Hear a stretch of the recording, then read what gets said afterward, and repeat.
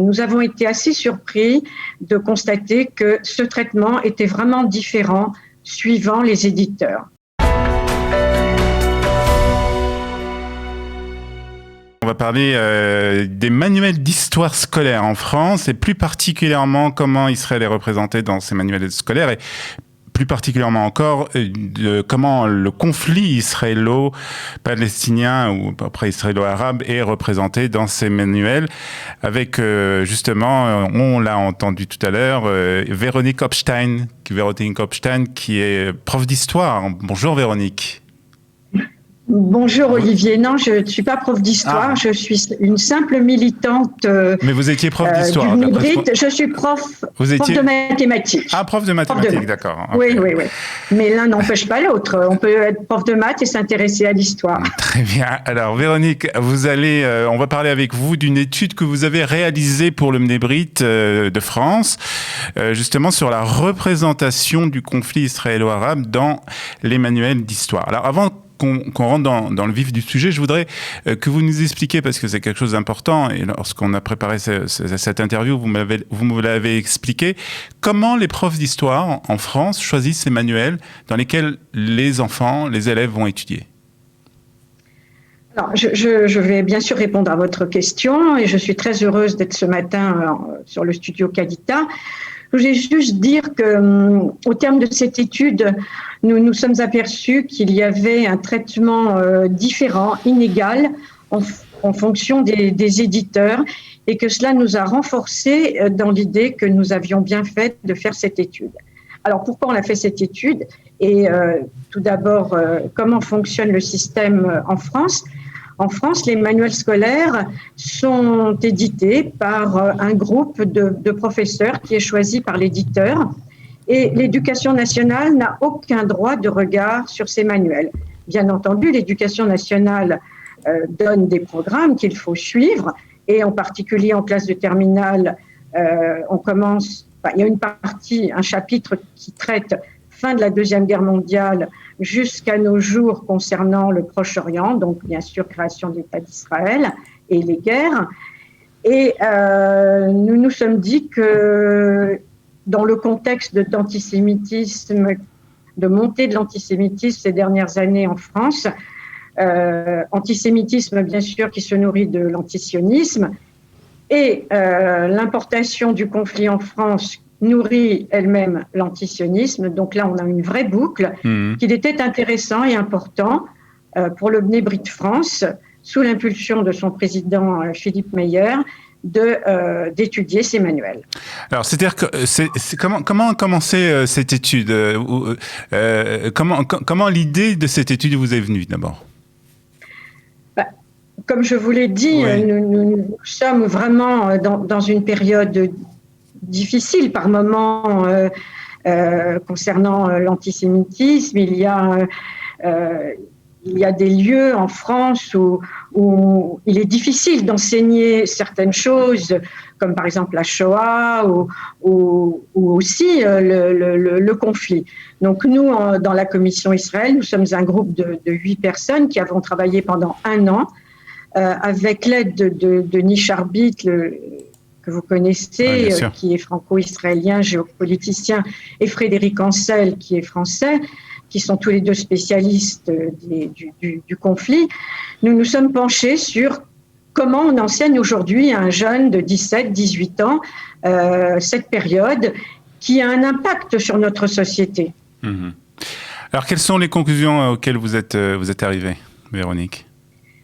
Eh bien voilà, nous avons étudié les 5 principaux manuels des éditeurs Nathan, Attier, Hachette, Belin et Magnard. Et nous avons été assez surpris de constater que ce traitement était vraiment différent suivant les éditeurs. Voilà. Donc 3 éditeurs sont, on va dire, 2 éditeurs. Allez, 2 éditeurs sont vraiment équilibré, on recherche une compréhension. Le conflit israélo-arabe et le conflit israélo-palestinien sont des conflits qui, en particulier en France, sont extrêmement complexes, résonnent d'une manière particulière. Donc vraiment, il y a un effort du Hatier et du Nathan pour essayer de faire comprendre ce que peut ressentir un Israélien, ce que peut ressentir un Arabe, Palestinien, qu'il soit d'accord. palestinien ou non. Mais en ce qui concerne le Belin et surtout le Magnard, nous avons constaté une orientation assez idéologique et même parfois partisane. Alors comment ça se traduit? Est-ce que vous pouvez nous donner un ou deux exemples de cette façon partisane de traiter ce conflit? Oui, alors, bon, par exemple, je vais commencer par voilà, le Nathan. Alors, je cite, en 1947, l'ONU tente de mettre un terme aux affrontements entre Arabes et Juifs sionistes avec un plan de partage de la Palestine. Rejeté par les Arabes, il est accepté par les sionistes, dont le leader David Ben Gourion proclame l'État d'Israël en 1948. Tout est dit, les éléments sont complets.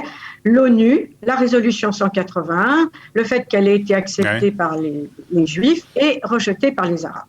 Le Magnard, lui, voilà ce qu'il dit, je cite à nouveau, « Sans tenir compte du plan de partage de la Palestine proposé par l'ONU en 1947, David Ben Gourion proclame la naissance de l'État d'Israël. » Et il continue, imposé par la force des armes et de ses soutiens extérieurs, la création de l'État d'Israël en 1948 plonge le Proche-Orient dans une longue période conflictuelle. C'est-à-dire qu'on accuse là Israël d'être responsable de ce conflit, en fait. Tout à fait, de ce conflit et des autres. Oui, bien sûr. Et en plus, la phrase quand même, la phrase du départ, sans tenir compte du plan de partage, c'est quand même un plan qui a été voté par l'ONU. Donc là, il n'y a pas à revenir dessus. Ouais. Donc, c'est quand même extrêmement problématique. Alors, ma question, c'est pourquoi on arrive à ce genre de situation? Est-ce que vous pensez que c'est une orientation que veulent prendre ces éditeurs intentionnés, ou bien c'est un manque de renseignements ou une influence de différentes parties? Comment vous expliquez ces dérivations, en fait? Ces dérives, je pense que vous avez bien résumé. Peut-être qu'il y a une partie qui est une partie effectivement d'influence idéologique. Vous savez quel impact le conflit israélo-arabe a en France sur les médias, sur un certain nombre d'intellectuels. Donc là, oui, certainement. Peut-être un manque d'information aussi. Moi, je sais que dans la commission du Bnei France, nous organisons chaque année et parfois plusieurs fois par an des visites de non-juifs qui souhaitent visiter Israël. Et lorsqu'ils arrivent dans ce pays, ils sont extrêmement étonnés et toutes les idées préconçues commencent à tomber. Alors, est-ce que l'équipe des enseignants, ils mériteraient de venir en Israël? Je le pense. Donc là, il y a ça aussi. Et je pense que la conjonction des deux fait que les éditeurs choisissent certainement les enseignants qui correspondent à leur ligne idéologique, bien qu'un manuel d'histoire est censé être quelque chose de fiable. Dernière question. Oui, tout à fait. Dernière question, Véronique Hopstein. Est-ce que après donc cette étude que vous avez faite avec vos amis du Bnei, est-ce que vous avez décidé d'écrire à ces éditeurs et d'essayer de leur demander de changer justement ce genre de thèse qu'ils apportent? Oui, alors évidemment, nous avons édité une brochure que nous leur avons envoyée en premier, puisqu'ils sont au premier chef concernés. À ce jour, nous n'avons pas reçu de réponse de leur part, alors que nous avons aussi communiqué sur les réseaux sociaux. Nous avons envoyé ces brochures aussi aux élus, aux IPR, c'est-à-dire à l'académie, à tous les acteurs de l'enseignement. Nous commençons à avoir des réponses d'inspecteurs académiques qui sont intéressés par cette brochure et nous espérons avoir d'autres retours. Et de toute façon, nous allons redemander des rendez-vous avec les éditeurs. Voilà, parce que Voilà. c'est l'objectif aussi de cette brochure. Voilà, pour terminer, est-ce que cette brochure, Véronique, est disponible pour le grand public? Est-ce qu'il y a un lien pour la consulter? Oui, alors le lien, oui, il y a un lien en allant sur le site du Bnebrit France. D'accord. Voilà. Très bien. Véronique Kopstein, merci beaucoup pour ces explications autour de ces manuels d'histoire. Merci beaucoup. À très bientôt sur Studio Kelita. Bonne journée à vous.